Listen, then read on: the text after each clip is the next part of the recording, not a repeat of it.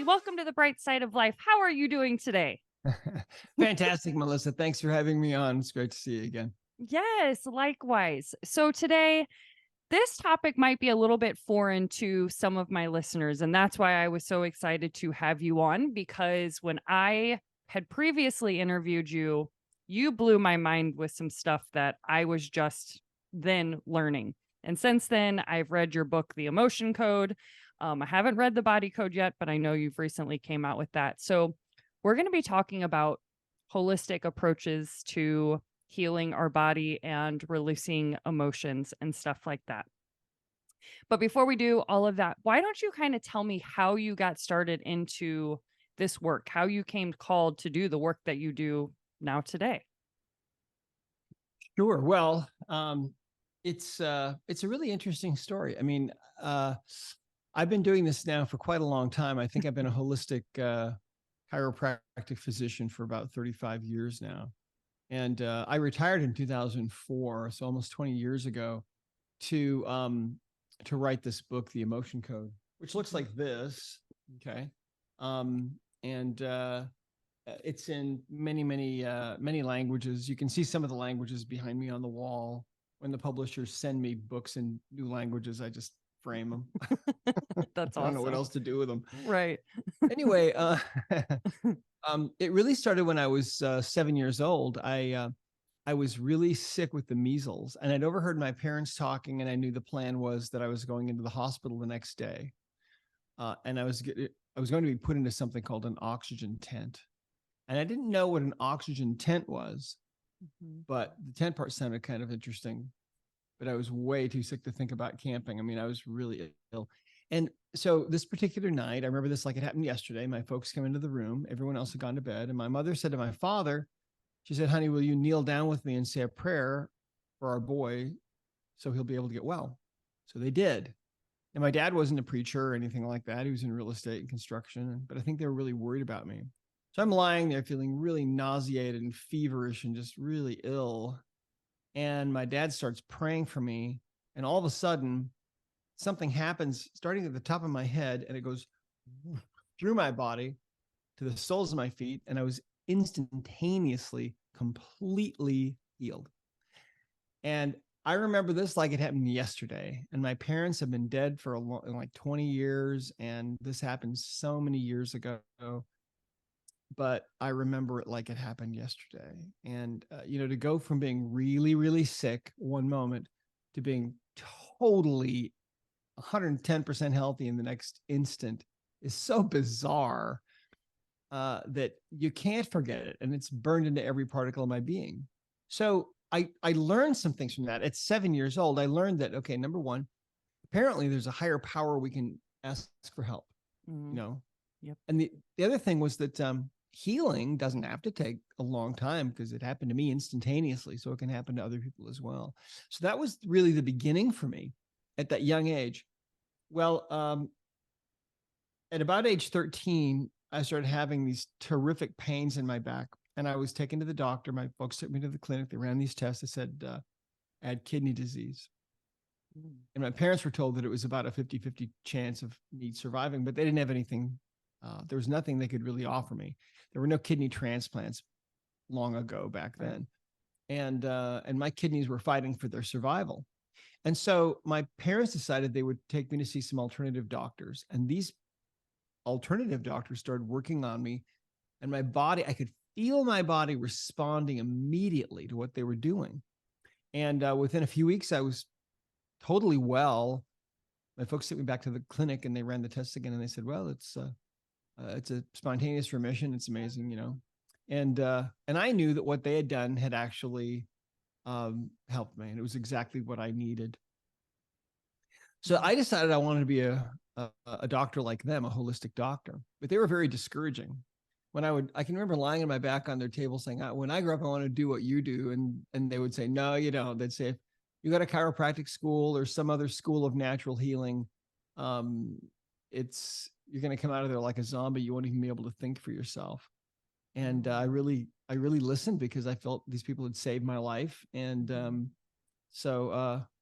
anyway, that was a really interesting thing. Well, eventually I got involved in computers and became a computer programmer. In fact, let me turn that off. Yeah, no worries. Speaking of that. And so I became a computer programmer starting in the early 80s. Okay. And so, yes, I'm getting on in years, but but I was in on the personal computer revolution back then, which was a huge thing. Yeah. And I had a business called the Computer Tutor, where I would go in, just myself, I would go in to people's businesses where they would buy a computer, like an IBM PC or something, and they wouldn't know what to do with it because there was no software. And so I would write the software, and it was really fun. And I thought I was going to do that for the rest of my life.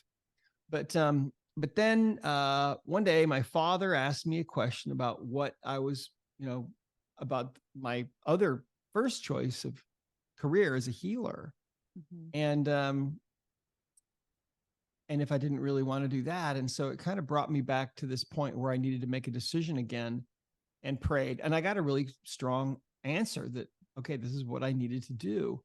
So when I got into practice, I developed this habit. I thought, God's gotten me into this and maybe he'll help me. And so, so for many years, and I practiced for about 18 to 20 years, probably about 18 years, really, I guess. During all of those years in practice in whatever form, I had this habit of asking for help with everybody that I saw. And it was just a momentary pause, really. Just asking God to help me with that person.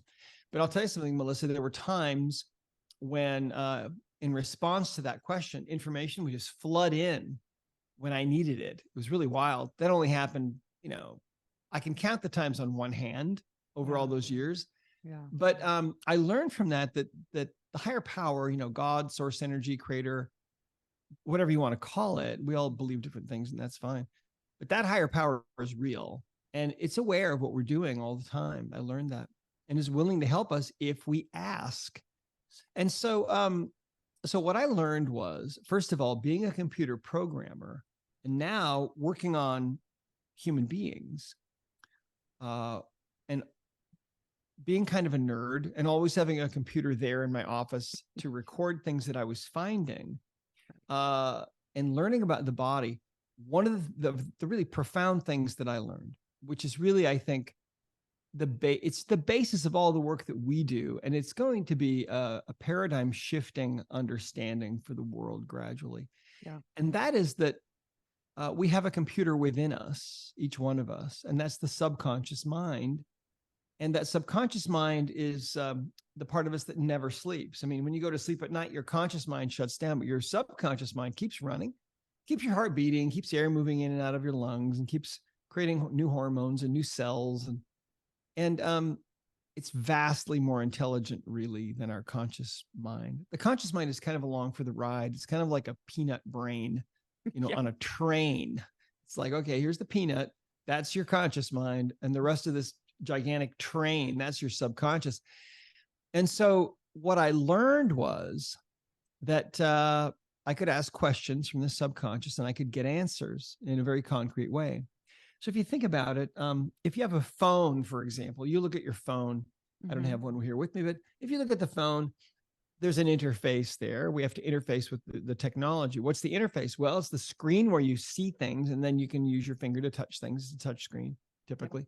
Yep. That's the interface. My laptop right here in front of me, I've got a screen where I can see things and understand information. And I've got a keyboard where I can input information, right?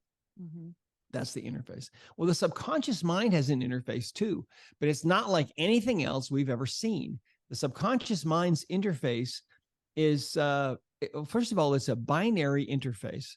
So you can ask any question of the subconscious mind that you want, but it can only give you a yes or a no answer. And so that dictates the kinds of questions you can ask of the subconscious mind. And so, so as in practice, I learned this. I had this perfect laboratory, really, where every day I've got all kinds of people coming in with all kinds of different problems. As time went on, the problems became more and more of a higher order, I would say, more and more difficult cases. Until the last 10 years that I was in practice, most of the people that I saw had been told there was really no hope for them at all, ever. They were never going to get well. And yet the vast majority of those people, with just a couple of exceptions, were able to get well. Why? Because I knew how to talk to the internal computer. And that's where all the good answers are. That's where all the information is. Think about this. Your subconscious mind, it's like an archiving holographic computer. It's beyond our ability to understand it. It's beyond human comprehension, really. It's divine. See, and that's why we can't comprehend it. But it's remembering everything you've ever done, every face you've ever seen in a crowd, everything you've ever eaten, touched, tasted, smelled. I mean, the whole history of your life, from the moment of conception, and of course, even before that, because that wasn't the beginning for any of us. And it knows there's a list in the subconscious mind, really, of every person, of the things that need to be done to help them to be totally healthy. And so that's how I practiced, and it worked incredibly well. I remember, just to give you an idea of my mindset, I remember once a new patient came in to see me, and she had fibromyalgia and chronic fatigue syndrome and some other problems, that can be really debilitating. Mm-hmm. Okay. And I said to her, it was her very first visit, right? And I had just finished doing her intake and so on. And I was getting ready to do her first session and actually work on her. And I remember this, I looked at her and I said, I'm basically clueless about what's wrong with you. And her eyes got really big and she looked at me and I said, but it's okay. I said, your subconscious mind, the computer within you, knows exactly what's wrong with you. And it knows exactly why you're having all these symptoms. And I know how to talk to it. And so, and sure enough, she got well. So it's a fascinating thing. Let me share some stories with you. Yeah. There was a patient once that came in to see me. She had this really severe pain in her abdomen, and she'd been hospitalized for 5 days. And over those 5 days in the hospital, they ran every test that they had to try to figure out why she had all this pain. All the tests were negative. So finally, they released her from the hospital and they said, we can't help you. All the tests are negative, right? Well, that kind of thing happens all the time. Most of the patients that I saw had been told, okay, all the tests are negative. We don't know what's wrong with you, but you're obviously not ever going to get well, right? Yep. So anyway, she comes into my office, and I remember she, on a 0 to 10 scale of pain, her pain in her abdomen was about a 9. So I mean, she's really in a lot of pain, right? And so I started testing her and asking questions. And I was using this system that we now call the body code system. Maybe I could share my screen. Yeah. So let me share this really quick. So this is what the body code system looks like. Here it is running on my laptop. And so so I started asking questions to find out what was wrong with her and why she was having this pain.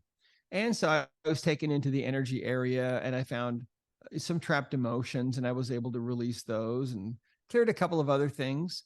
And then I was taken into this area by her subconscious. Now I'm asking questions. And if you can imagine, one of the ways that we can get answers from the subconscious mind, and I'm sure this is how I was doing it then, is she's holding her arm out parallel to the floor. I'm asking questions out loud, and her subconscious mind is responding with a strong muscle for yes, and involuntarily going weak on answers that are no. Okay. So that's the binary nature of the subconscious mind. It'll give you a yes or a no, a 1 or a 0, but it can't elaborate. Mm-hmm. And so I was asking, for example, is there another imbalance? Is there another reason why you have all this pain? Yes. Well, is it on the left side of our chart? No, because the subconscious mind knows what is the subconscious mind, I found, of every single patient knew exactly what was in my computer database somehow. And that's because, and that's kind of a mind-blowing idea, But the fact is, the subconscious mind of every single person in the world is connected to what we might call universal intelligence. Yep. Dr. Rupert Sheldrake from Oxford calls it the morphic field. People have called it the light of Christ. It goes by all kinds of names, the Akashic records. I mean, it's all the same thing. Okay. It's this quantum field that fills the universe, and it's full of information, and the subconscious mind of every single person is connected to that field. So anyway, I asked if, is there another reason why you're having this pain? And I was taken to not the left side, but the right side of my chart, down here to nutrition and lifestyle, to nutrition, to nutrients, to a table that looked like this. So there was obviously some kind of a nutrient that she needed. So I'm asking, well, is it in column B? No. Column A? Yes. And is it in one of the odd rows, even rows? Is it in row 2? Yes.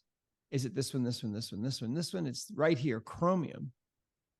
And I thought, okay, well, this is some kind of an incidental finding because chromium is great for blood sugar. And I told her, I said, I think you need chromium. I'm out of it right now. We normally carry it. I remember we were out of it. But I said, I think you should get some at some point. And I just thought, okay, this is kind of out of left field, whatever. She thinks you're cuckoo now. Yeah. And so anyway, I kept asking questions, and then that was it. She was done. There wasn't anything else that I could find. Now, she's still in pain, but I couldn't find anything else. Her subconscious mind said there wasn't anything else to work on. So she leaves my office and goes home. She's my first patient the next day. And now she's actually over 10 on the pain scale. And I remember thinking, oh my gosh, she must have appendicitis. They must have missed it in the hospital. I can't believe that they missed it. I didn't know what else to do because she's right there in front of me. And so I thought, well, let's ask some questions. I didn't know what else to do. So I started asking, is there a reason why you're having all this pain? Muscle testing her. I get a yes, there's a reason. Is it on the left side of this chart? No. It's on the right side. Is it a pathogen? No. Is it a misalignment of something? No. It's something in nutrition and lifestyle.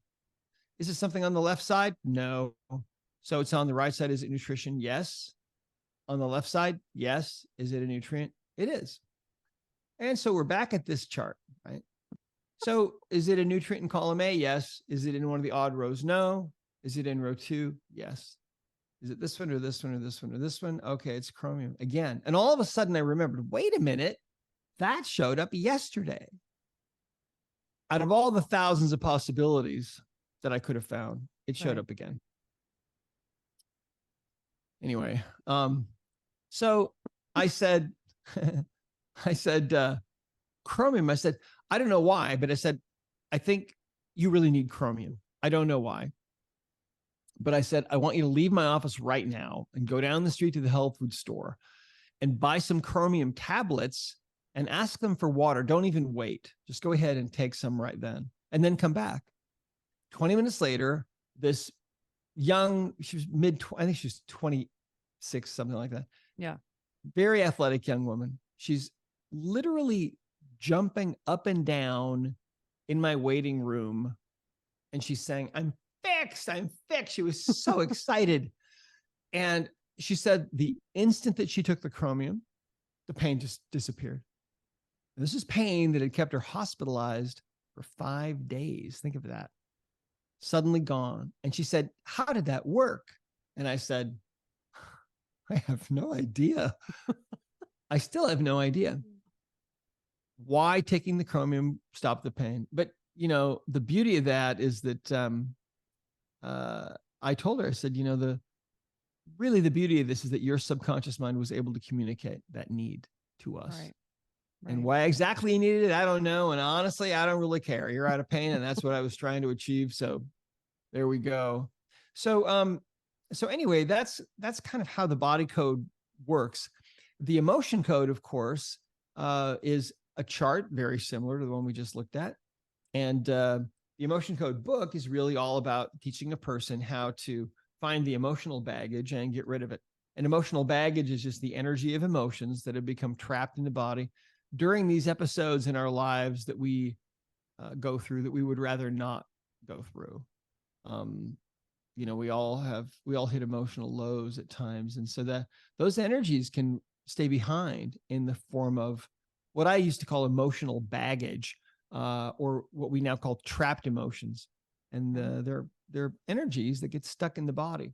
So anyway, that's the body code, and the emotion code. Actually, the body code contains the emotion code as well. All those emotions are in here. And these trapped emotions can occur during the time you're in the womb, and we would call those prenatal trapped emotions. They can occur even prior to conception. So, in other words, you can sometimes bring emotional energy from wherever you were before you were conceived into this existence, which is really interesting. Uh, those aren't that common, but we do see them. Something that's a lot more common is what we call inherited trapped emotions. So at the moment of conception, you might receive emotional energy from mom or dad that they might have gotten from their mom or dad. These can go back for generations. And scientists now know that this happens. In fact, I was talking to someone the other day about studies they've done on fleas, where they find that if they put fleas into like a bottle with a top on it, the Right. fleas will climb to the top, but there's a lid there so they can't go past it. And when they remove, when they've trained those fleas enough, they can remove the lid and the fleas won't leave. They'll stay in there because they know that they can only go so far. What's interesting though is that when those fleas have baby fleas, the baby fleas will also be limited by that belief that the parents had. Isn't that wild? That is wild. And that's what this is about too, finding these inherited things that are blocking us in the present. And the practical reality of this is, let's say, for example, you're having a hard time finding your soulmate. Well, it may be from emotional things, maybe breakups that you've gone through in your life, and you have the baggage now that you're carrying from those breakups. Mm-hmm. But it might be from a breakup, or something that happened in the life of an ancestor. Maybe your eighth great grandmother was jilted at the altar, and that emotional energy was so powerful that now it's affecting you. Maybe maybe your 20th great grandfather was thrown into the poorhouse, and now you have money issues. And some of the money issues is because of that. And so we're able to find and remove things like that, which is a totally different dimension than what most people think is even possible.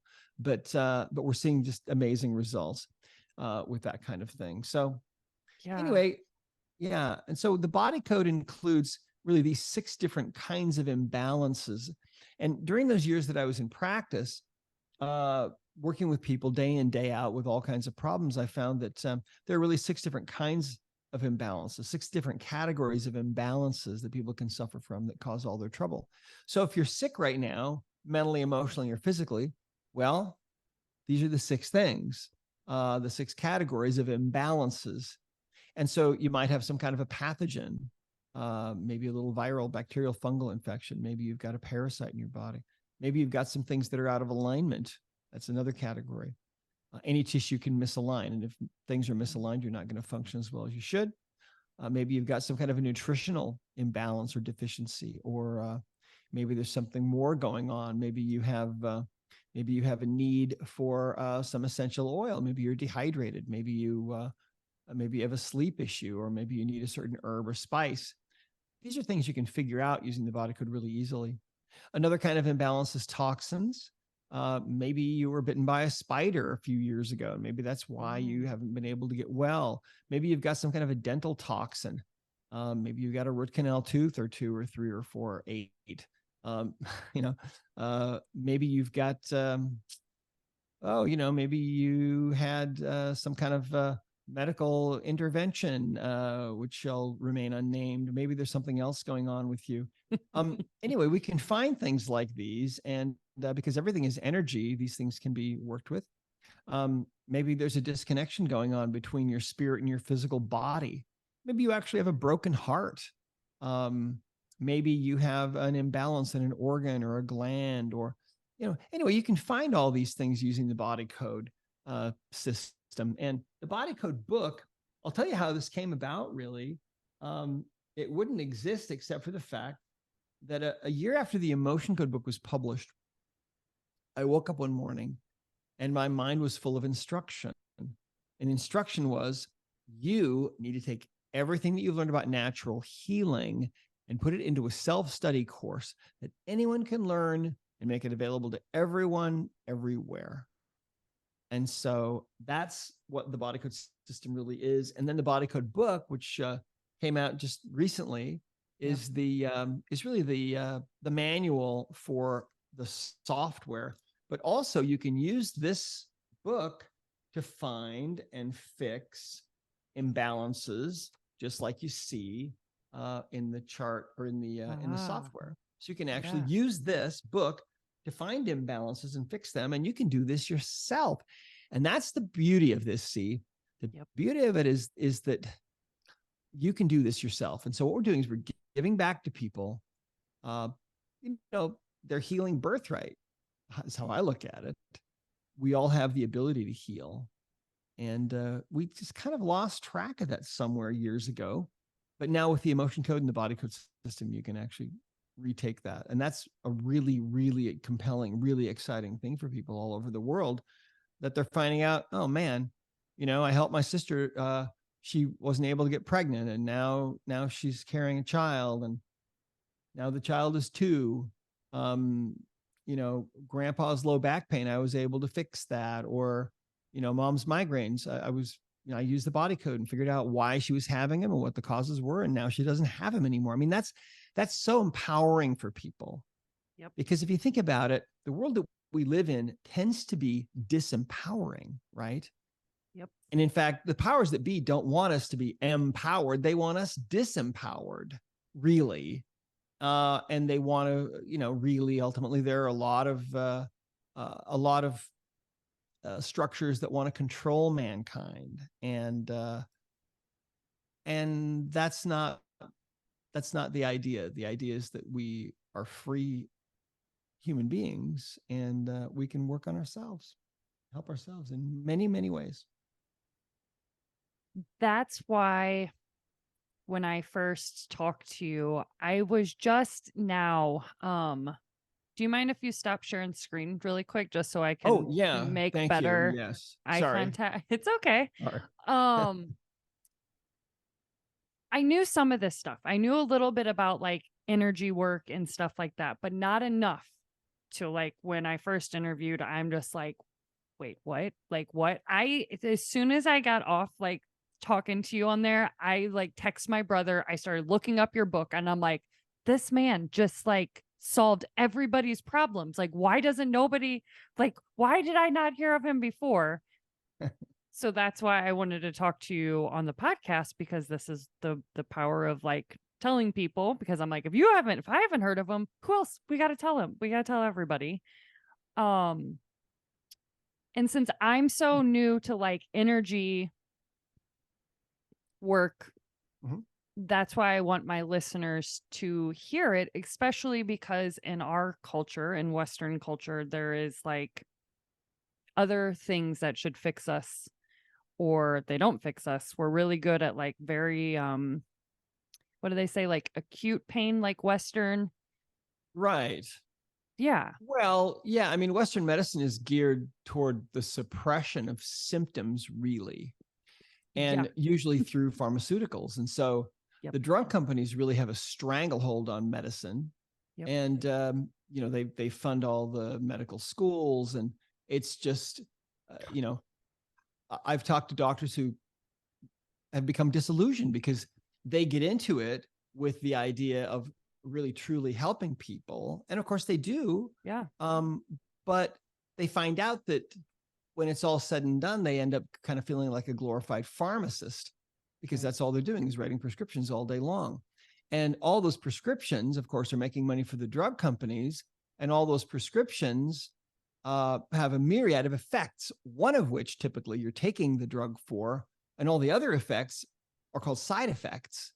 And a lot of the time, those aren't good. I mean, all you have to do is watch TV for 5 minutes, and you're going to see probably 4 or 5 different drug ads.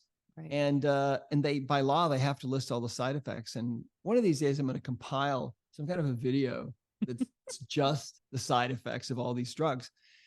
And so we're kind of in this weird place right now where the drug companies have massive power and massive amounts of money. And so they're advertising all the time. Talk to your doctor to see if blah, blah, blah. You know what I mean? Yep. And so we're conditioned and programmed to believe. I mean, what do most people think of when, if you say low back pain, Doan's pills, right? I Yep. mean, or maybe that's just people that are older like me. I I don't never know. heard of it, but You never heard of it? some kind of medicine though, but like Yeah, seriously, exactly.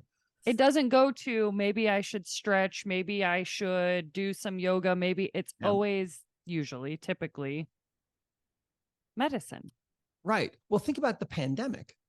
I mean, Mm, it was very difficult to find anybody in the yes. mainstream that was talking at all about, getting sunlight, getting good rest, eating healthy foods, taking your vitamins, all those things that help us be healthy. No, no, no, no. It was all just about one solution and one solution alone.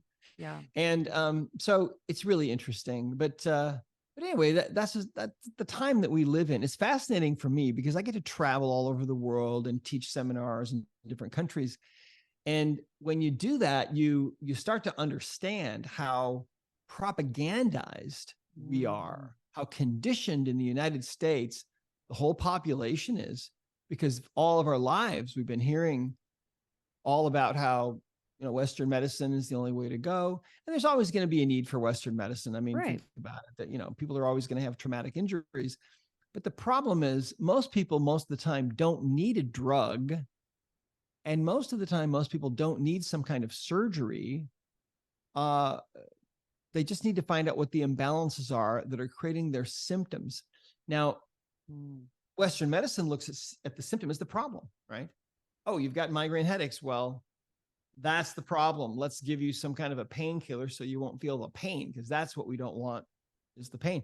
But you see, pain is the number one way for your body to tell you that something is wrong. The yep. pain is just the symptom, right?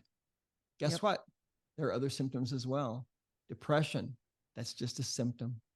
Even though it can be difficult to endure, Right. and pain can be difficult to endure.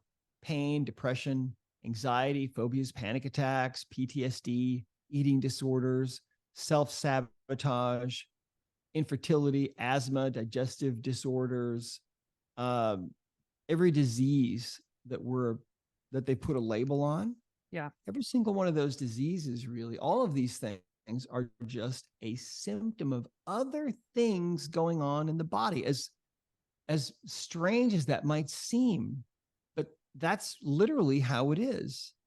And Right. so, it's like I remember a patient once that came to me, had fibromyalgia, and for 19 years she had severe pain, Mm, and she'd seen 9 different doctors during all those years, and they'd all told her the same thing. And this is pretty typical of the kind of patients I used to see.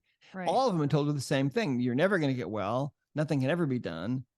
If anyone ever tells you they can help you, they're lying to you. Well, that was stretching it. But Mm, anyway, within like 3 weeks, she was pain free.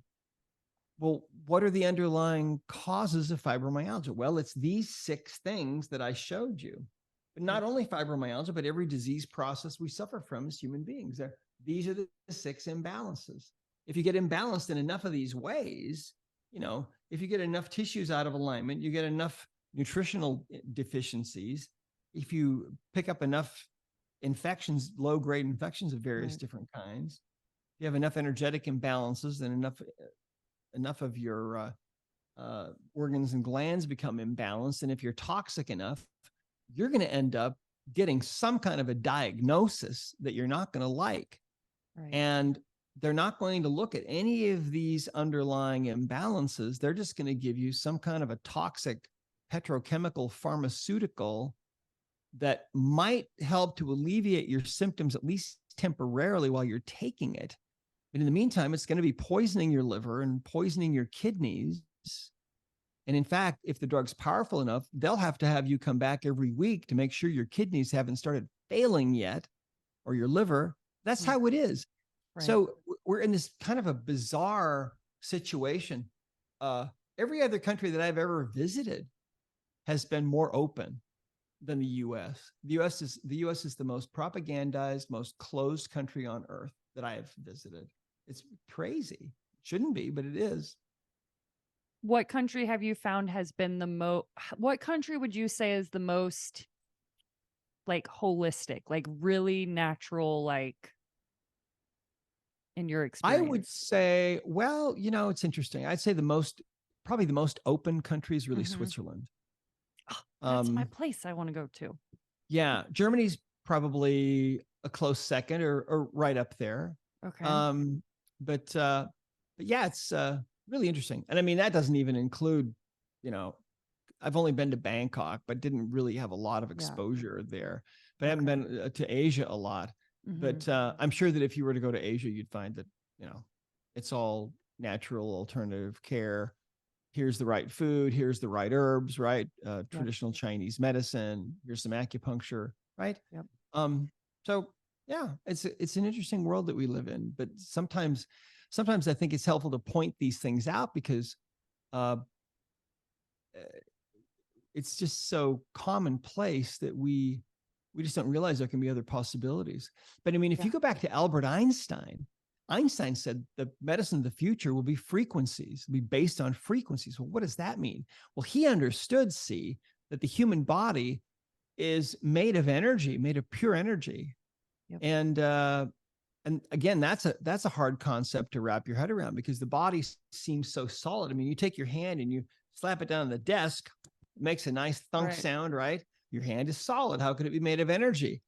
But it is. Uh, so I don't know what to tell you, but I it's just Well, interesting. that's why, like, before all this, maybe some of my listeners are like, "What is he saying?" But we can't argue these things. You're not just saying it because it sounds good. You're saying it because it's a fact. Like, we are all made of energy. Yeah. Everything in this entire world is made of energy. We just can't Mhm. see it.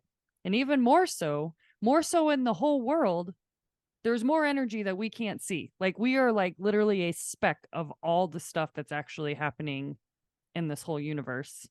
Well, We're not right, a exactly. I mean, if you were to take a big microscope and put your hand under a microscope, if you were to zoom in past the level of the cells and Yeah. past the molecules to the level of the atom, if you were to look at the atom or look inside the atom, you see there's really nothing in there. It's just empty space with some little energy zipping around at the speed of light. And then you'd notice that the next atom is a long distance away.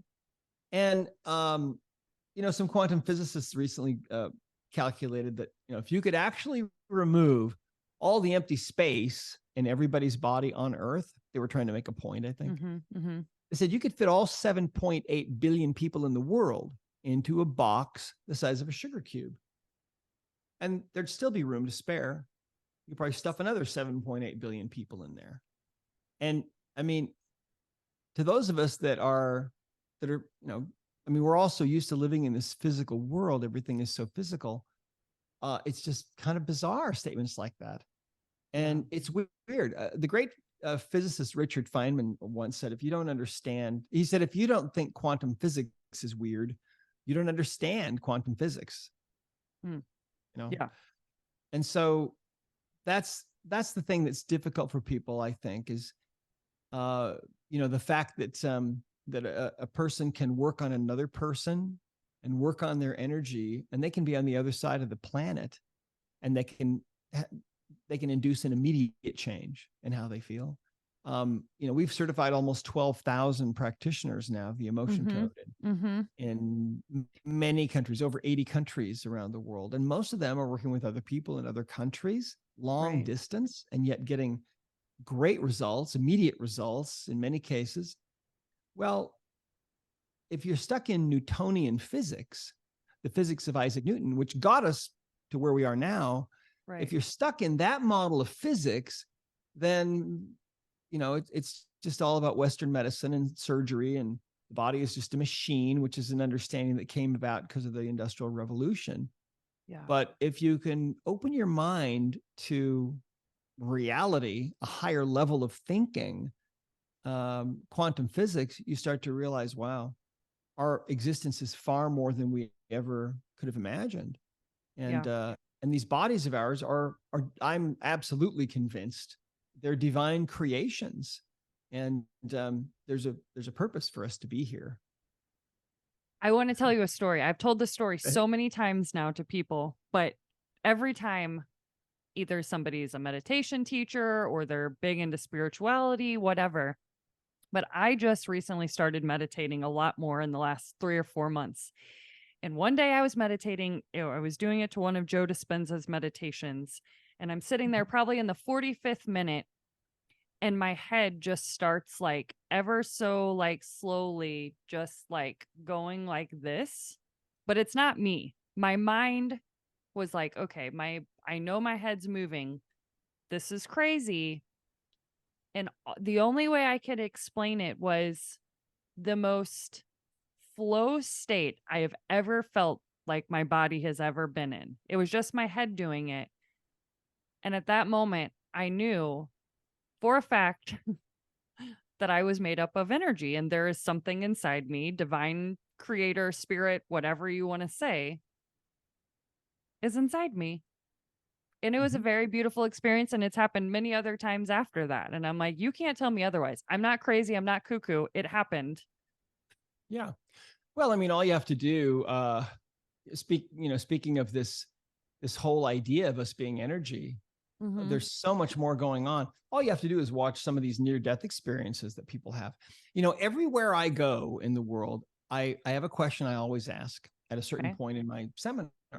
And the question is, have any of you had the experience where you died temporarily and you were able to maybe look down or look over and actually see your physical body lying there? And in every single event that I do, there is a percentage of people that will raise their hand that have had that experience. And so if you think about it, I mean, what does that mean? Well, we're not really our physical body, are we? We're something else. And I believe that really what we are, the intelligence within us is really our spirit. That's immortal, it's eternal. And right now we're experiencing life with these physical bodies. And I think that's a really, really important thing for us to do. Right. Um, and so I think our lives are really planned out to a level that we probably will be blown away by when we get to the other side eventually. And we look back and we realize, wow, yeah, interesting. Yeah. My whole life. Wow. Well, and like, my parents already know because they've have passed on. And I'm like, maybe they're just waiting to tell me, like, you have no idea, like, how great this is or what Yeah. we are even. Hell, I don't. I think it's way beyond our It comprehension. reminds yeah, it reminds me of a story. I saw an interview once with a guy who was an emergency room doctor, and Okay. he said that unlike on TV and in the movies, when somebody dies and their heart stops and they flatline on the monitor, right? Hmm. He said they can hit them with the paddles, clear, boom.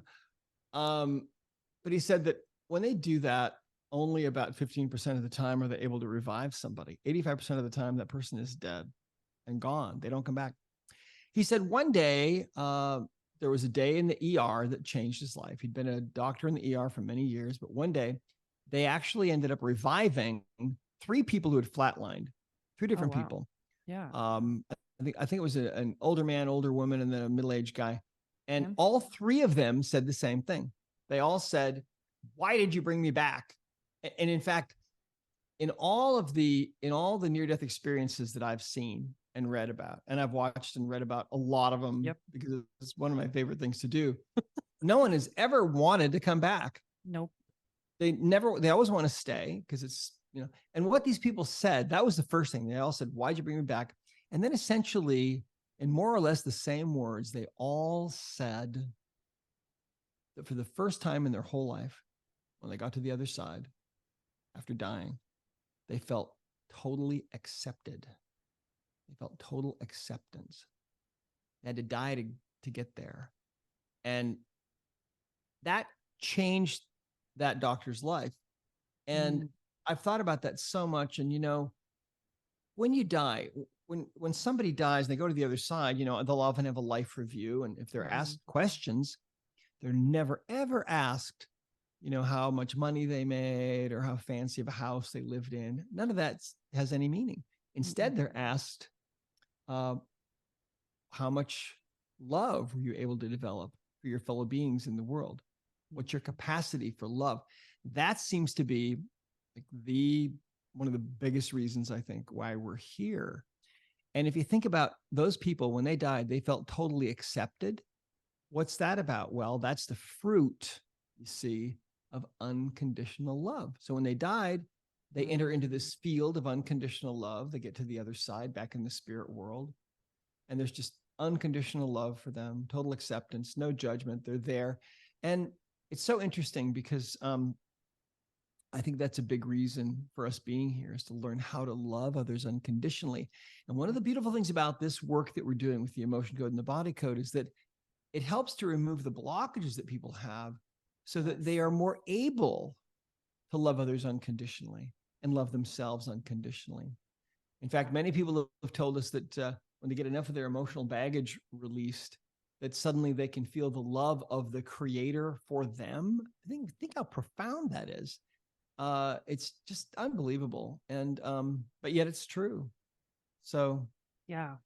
And it's amazing. I think everybody should check out both of your books. The emotion code came first. Now the body code just came out. What else was I going to say? You also have, is your Discover Healing, that's not just for practitioners. That's for anybody that wants to like learn more, right? yeah, that's Or for everybody. okay. Anybody can go there. Okay. You can find a practitioner there if you want someone to work on you using the emotion code or the body code. We have Okay. people all over the world. Yep. And we have information about certification there, information. We've got thousands of testimonials from people from all over the world.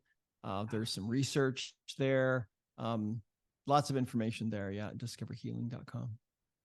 That's perfect. Well, you kind of gave your whole spiel in a nutshell, showing the charts and everything. So if you watch on YouTube, you got to see that. If you're listening to the podcast, then you're going to go to YouTube and see all the awesome charts, or you can also see it in his books.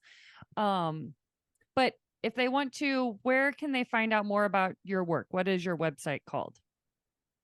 Well, I have two sites, really. We have Okay. discoverhealing.com, Okay. which is where you can learn all about everything. And then I have a more of a personal site at drbradleynelson.com. So it's drbradleynelson.com. There's some more personal stuff there, but yeah, those two sites, Discover Healing, Dr. Bradley Nelson. And of course, we're on all the social media and everything else. Yep. You're everywhere. You're everywhere. Yeah.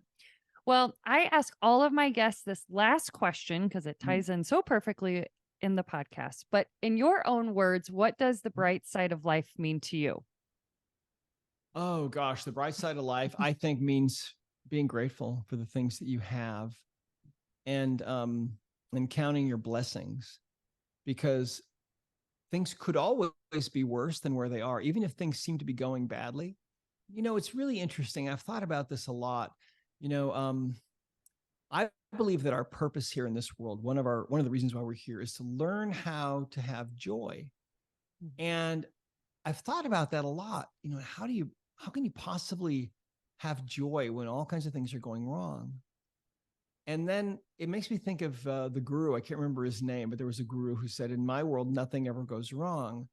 And of course, things do go wrong, but it depends on how you look at it, right?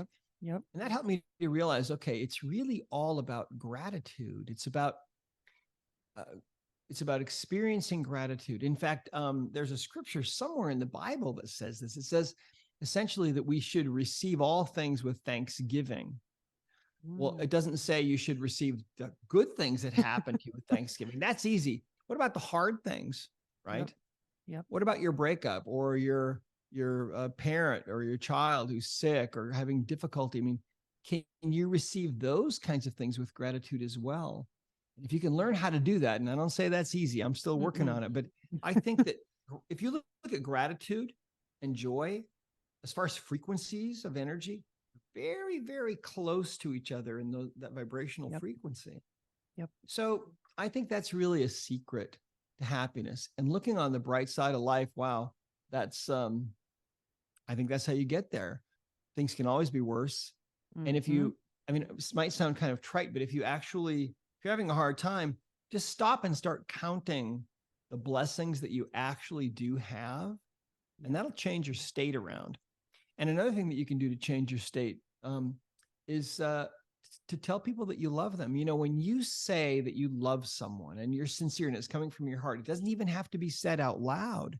Mm-hmm. And they don't have to even be there in person.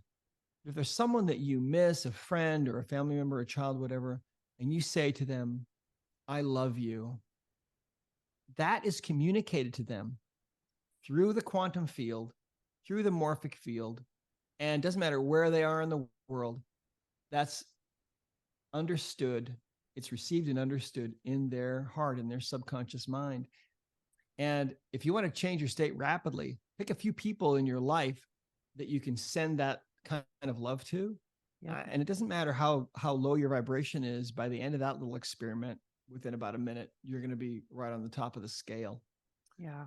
So I love that you said that. I often send love to, like, I live in the city in St. Louis, and I see a lot of homeless people and a lot of people struggling, and I just always try to send them love. I'm like, I don't have to tell them in person. I just want to send it to them because maybe that would do something for them. Would yeah, they, whatever that means. If I can't physically, go give them money or whatever, I can at least say like, sure. hey, I hope they, I don't know, find money Yeah. or get fed today or something. Yeah. And at the very least, it's going to raise your vibration for Yep. sure. Yep. That is very true. Well, thank you so much for your time today. I greatly, greatly appreciate it. Thank you, Melissa. It was really a lot of fun to talk with you again.